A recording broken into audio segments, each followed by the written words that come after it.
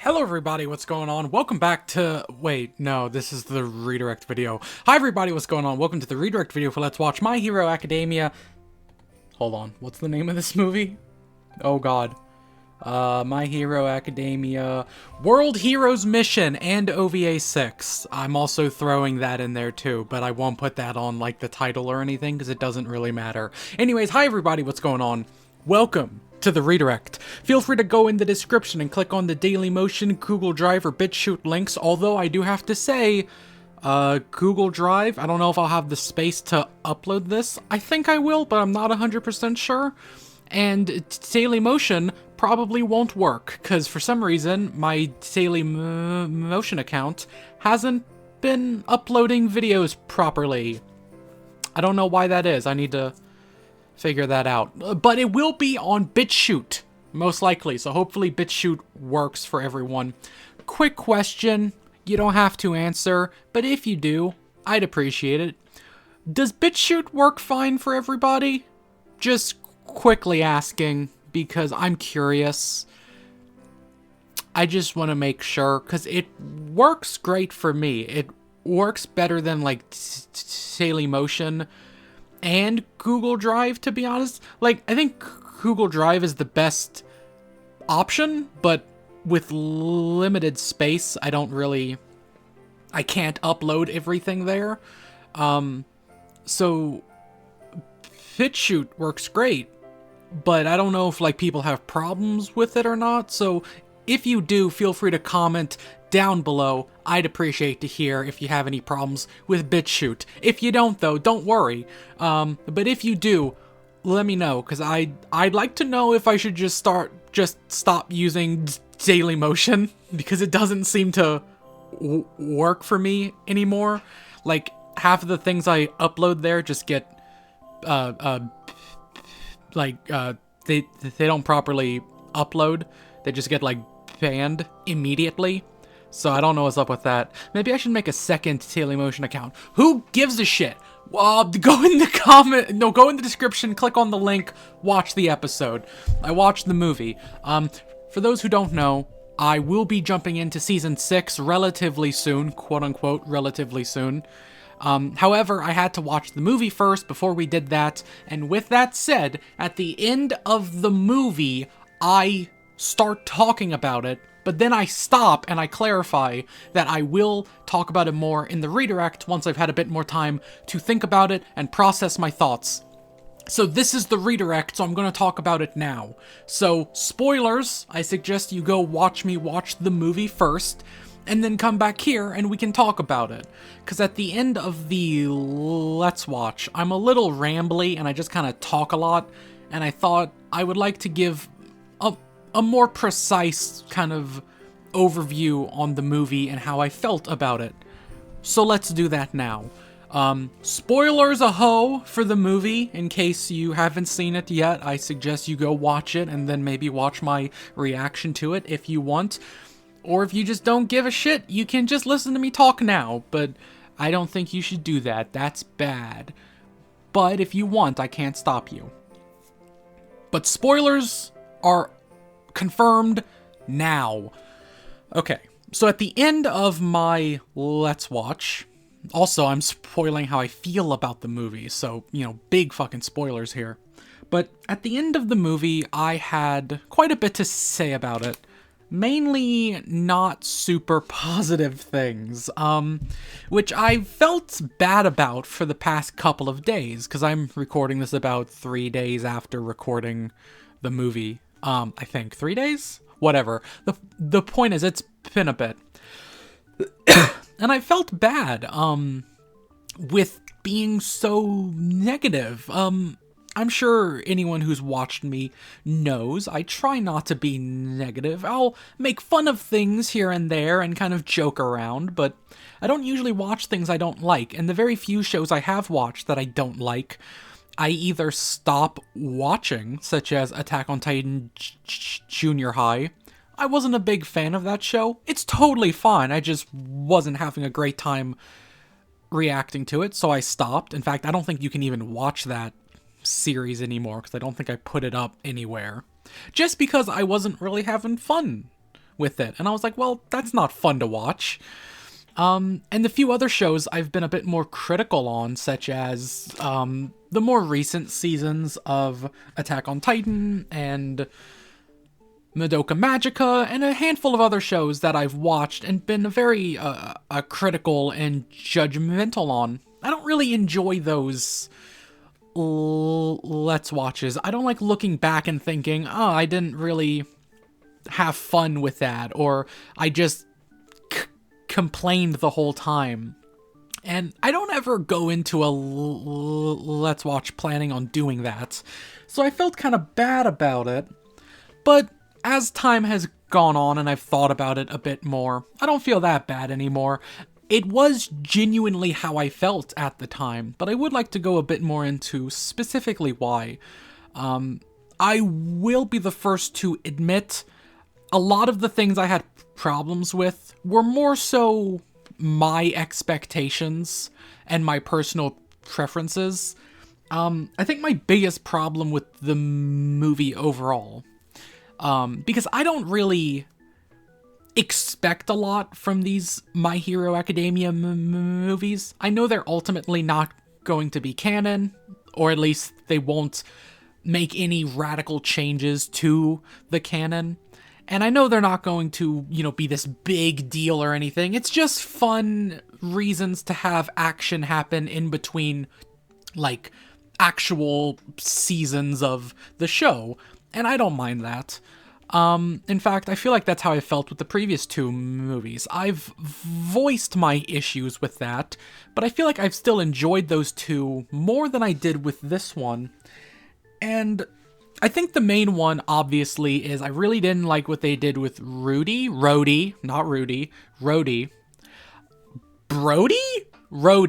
I think it's Rhodey, not Brody. Let me just check. Let me just fucking check. Because by the end, I thought he was called Rhodey. It is Rhodey. Okay, sick. His name is R-O-D-Y. I did not think it was spelled that way, but okay. What the fuck? Rhodey, I did not love his quirk, and specifically his father. I don't want to pretend like I'm over here high judge of all arts or anything. But what they did with the dad, I thought was just kind of disappointing. I thought it would have been really cool if we had, if the father really did just kind of fucking leave and join this hate-filled group. And I just thought that would be more interesting than what we got, which was, no, your father was a hero and you are a hero, Rhodey. Like, there is something good about that, but Rhodey is such an interesting character because he is someone who heroes have completely failed in every regard. It is the spot that heroes don't help in. It is the social, issues that have failed Rhodey. And the heroes don't help that. The heroes aren't there when you are wrongfully accused of something and everything is ruined for you. Heroes aren't there in homeless shelters helping people out. Heroes aren't there to help, orphans and people that are, like I said, homeless, who have nobody. Heroes seemingly don't do that stuff.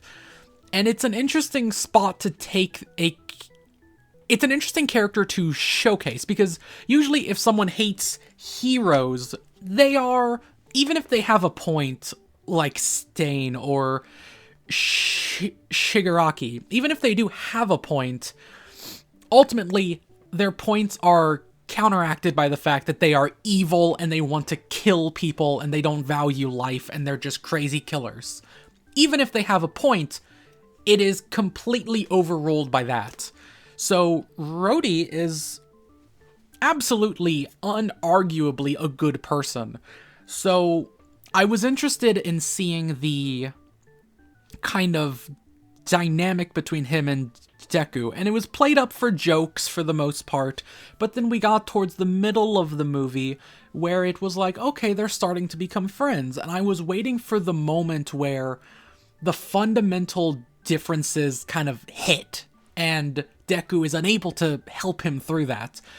We got a small tease of it in the cave where Deku's like, hey, you're a criminal, but I still value you. And Rhodey kind of going, oh shit, that's weird. Heroes do actually care about us. That's crazy. But then we kind of don't touch on that much more until the end, where Rhodey goes to join fucking Fleck or whatever his name is.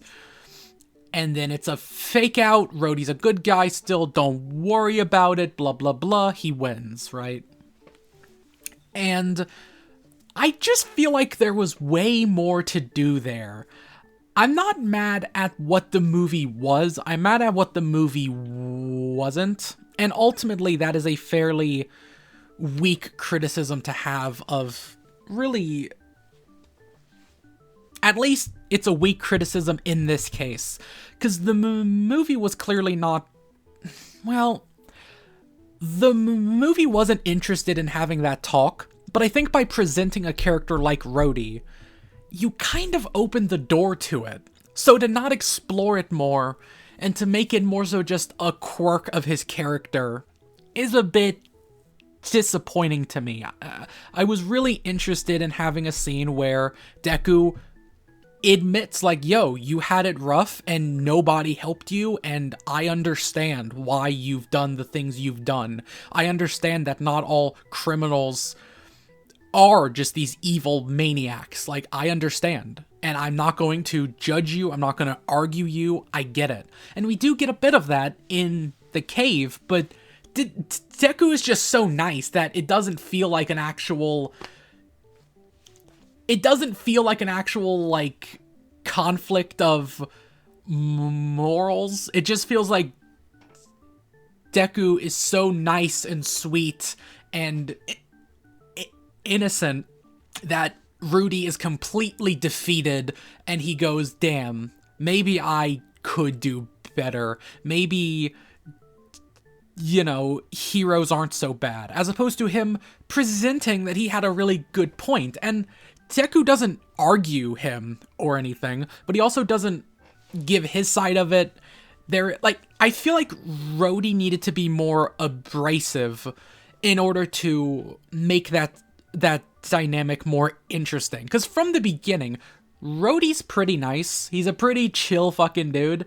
Yeah, he's a criminal, but he's a criminal with a heart of gold and all that. You see that when he like takes the bike from the old dude and he goes, I'll give this back to whoever you stole it from. And it's like, okay, I get it. He's a good dude. And I'm okay with that, but it does just mean the main kind of hook of the movie, for me, which was Rhodey's character, is lessened. And I think they could have totally gotten away with making Rhodey a bit more brash and rougher around the edges, because you had the bird. I don't like the bird. I made that very clear. I think it takes away from the more, how do I phrase it?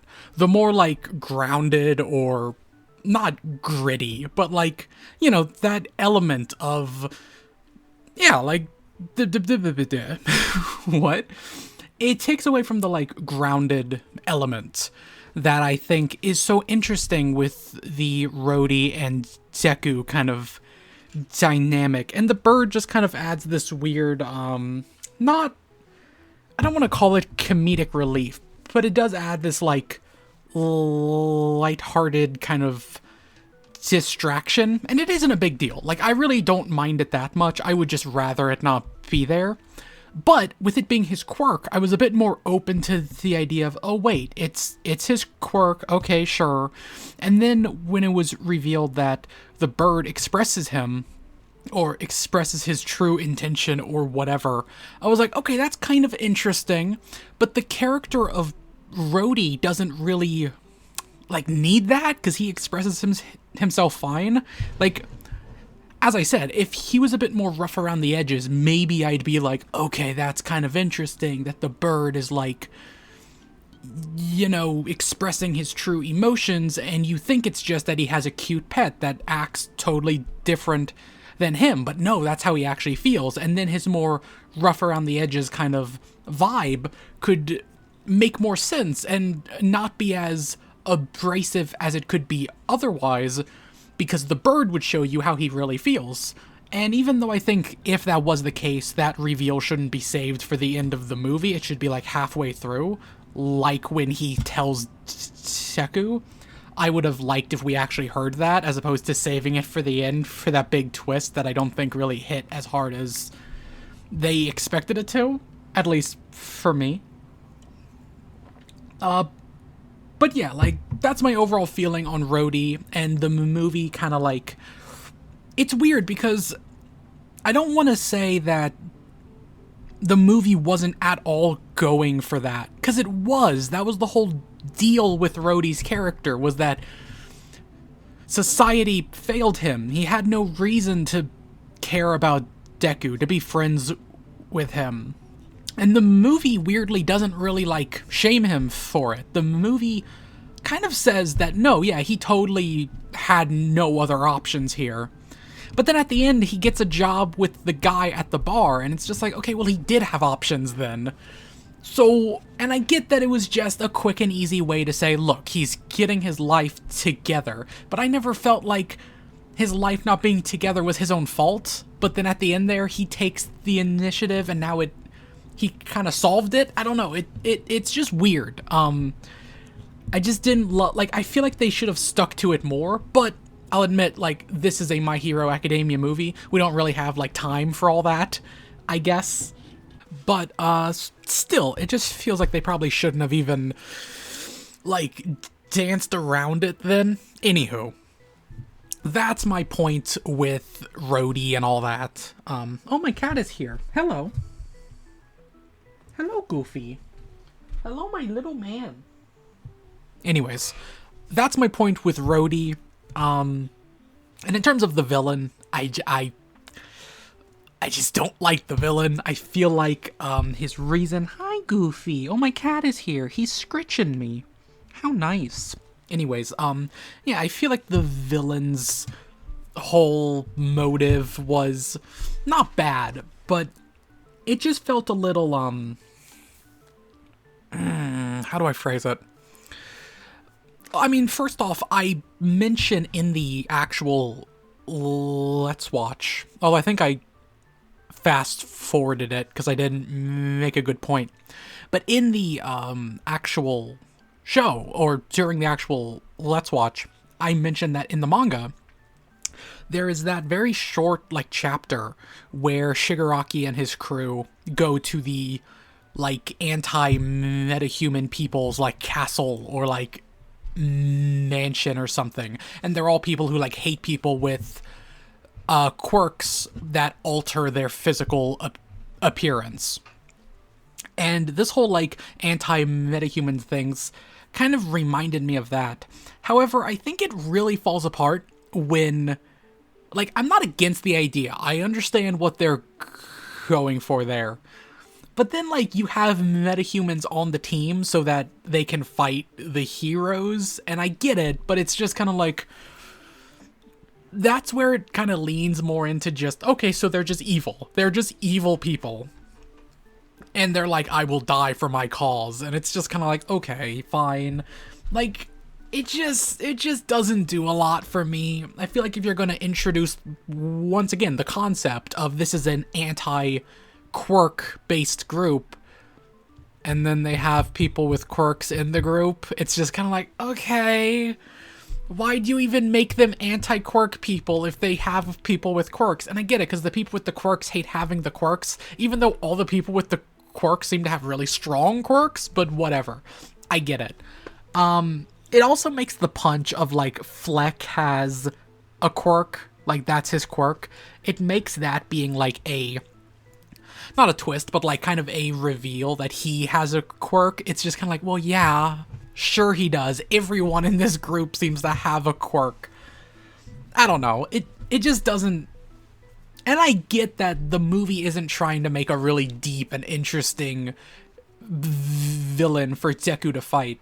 But then they have the scene where he goes, my reason for hating quirks is because I was hated. And it's just like, you're... Like, they put in the bare minimum effort to make it seem like he might be a sympathetic villain, but no, he's not. And it's like, I would have rather you have just made him evil. Like, I would have rather you have just gone, he's just crazy and evil, as opposed to, like dropping the littlest amount of sympathy in, and then not actually doing anything with it. I don't know. I'm just not a huge fan of it, personally speaking. And also his quirk, I talk about it in the actual episode, but like, how does it work? It reflects things, but it also allows him to be really strong on occasion, but it can be overloaded, and it's just like, that is a very convenient quirk for a movie where you're fighting a guy with super strength, because it's just like, okay, he just has to punch harder. And I say that multiple times throughout the Let's Watch, but I've always been against when a villain's thing is that they're extra strong, so the hero just has to punch harder. It reminds me every single time of JoJo's Bizarre Adventure Part 3, Stardust Crusaders, where Jotaro, who has punched his way through every single issue he's seen, comes across a stand, and that stand's power is that it is as hard as diamond, and everyone is going, Jotaro can't punch his way through this one, followed by Jotaro punching his way through it, and everyone's like, how did he do it? And the answer is he just punched really hard. He just punched even harder, and it was like, okay, why do you even introduce the idea of he can't punch his way out of it, and then just have him punch his way out of it? It's like, why did you do that? Why did you introduce a concept that was like really interesting, and it made you think, okay, this is a counter to Deku, only to go, no, he just has to do it. You know the thing Deku does where he punches people really hard? He just has to do that, but we're just gonna stretch it out for like double the length because he has to learn to punch harder. And they do the little thing at the end with like him discovering a new, like, tapping into a new power, which was cool, but it also just kind of made me mad because it's like, wait, is that something that's gonna happen in the show? Well, don't show me it early. That's like, it's like if in like Dragon Ball Z, there was like a small movie in between like the Namek saga, and Goku goes Super Saiyan, and it's like, whoa, stop, don't show me that. I mean, it's kind of a thing actually in Lord Slug. Goku like temporarily goes Super Saiyan, but like it's just a tease of going, oh, maybe Super Saiyan, but it's not. So it's not actually a spoiler, but it's kind of like that, where it's like, wait, I don't want to know about this through a fucking non-canon movie. Please stop. So yeah, that's my problems with the movie. Overall, it's still fun. It's fine if you just want to watch, you know, Deku and Todoroki and Bakugo beat some people up. It's totally fine. I'm just not huge on it, and I don't think I've been huge on the past two movies, but I've been more interested in their premises, and like, I wasn't super interested in the previous movie's premise, and I had plenty of problems with it, but at least it had the whole class there, and they all got to do some cool stuff. And it had Nine, who was voiced by Johnny Young Bosch, which was cool, and it had like Shigaraki, and it felt a bit more involved. The first movie was also kind of just a quick non-canon boom boom done, but at least it had something interesting with like the villain and like All Might's past and all that, and it was in America, which was neat. But like, here, it doesn't feel like they do a lot with the whole idea that this is, I believe, Europe. Once again, I'm sure in the sub there's some English sprinkled in there and it's funny. But like, I don't know, it just didn't really do much for me personally, and I'm kind of getting tired of the trope of this world-ending threats that Deku just has to go harder and faster and stronger to beat him, because this guy's quirk is insanely strong. Deku can never beat him. Like, at least in the previous movie, you had two. Like, you had Bakugo and Deku. Whereas here, it's literally just Deku has to punch even harder. And it's just like, I feel like that's fine. I don't think we need that. Anyways, I've rambled for long enough. This was supposed to be more concise. So thank you all for watching. That's all I had to say. That's my quick review. Now I have to go eat dinner because I'm hungry. I'm going to make some noodles. So thank you all for watching. And I'll see you on the next episode of whatever comes next. Thank you so much. And goodbye. I'll see you later. I don't know when I'm going to upload this, but it should be up on Christmas maybe. I don't know. Or New Year's. One of those. I have to go. Bye.